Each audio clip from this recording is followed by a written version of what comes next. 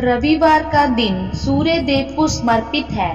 मान्यता है कि अगर रविवार के दिन सूर्य देव की श्रद्धा पूर्वक पूजा अर्चना की जाए तो मनुष्य के जीवन में सुख, समृद्धि और धन संपत्ति की कमी नहीं रहती है। साथ ही शत्रुओं से सुरक्षा भी होती है। सूर्य देव का व्रत करने के साथ साथ अगर आप इनकी व्रत कथा सुनते हैं तो आपकी मनोकामनाएं पूर्ण हो जाती है। तो चलिए सुनते हैं सूर्य देव की व्रत कथा।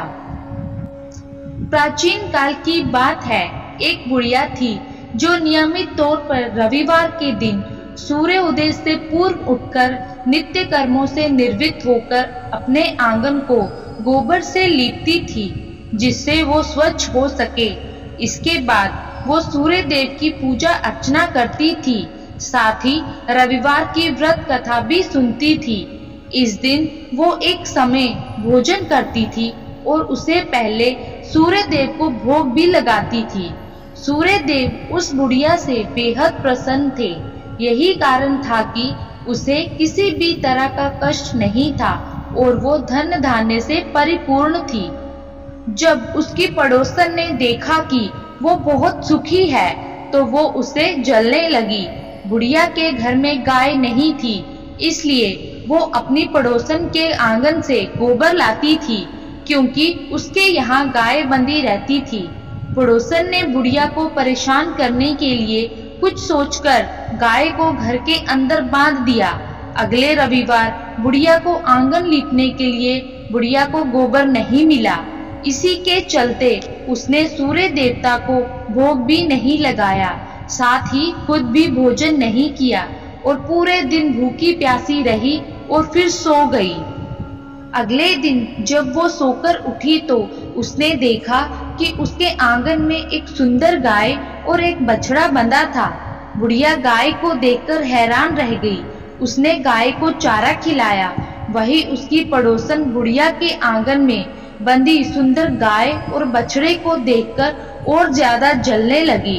पड़ोसन ने उसकी गाय के पास सोने का गोबर पड़ा देखा तो उसने गोबर को वहां से उठाकर अपनी गाय के गोबर के पास रख दिया।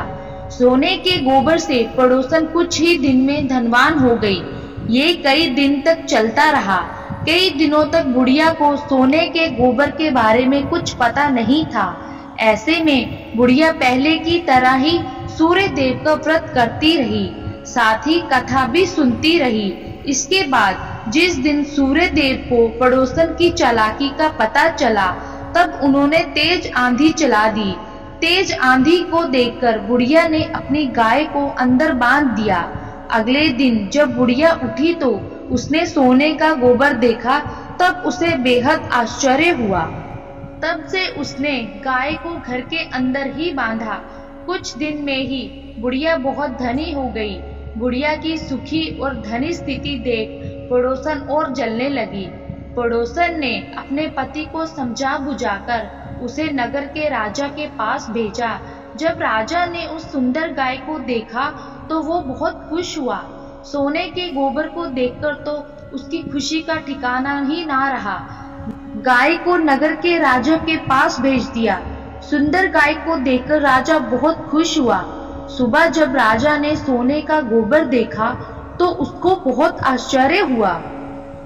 वही बुढ़िया भूखी प्यासी रहकर सूर्य भगवान से प्रार्थना कर रही थी।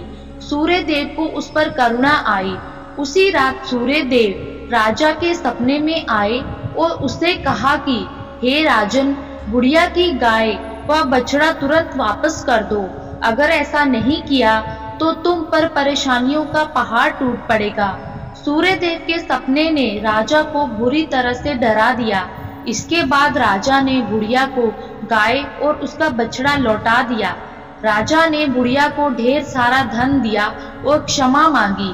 वहीं राजा ने पड़ोसन और उसके पति को सजा भी दी। इसके बाद राजा ने पूरे राज्य में घोषणा कराई कि रविवार को हर कोई व्रत किया करे। सूर्य देव का व्रत करने से व्यक्ति धन धान्य से परिपूर्ण हो जाता है, साथ ही घर में खुशहाली भी आती है। धन्यवाद।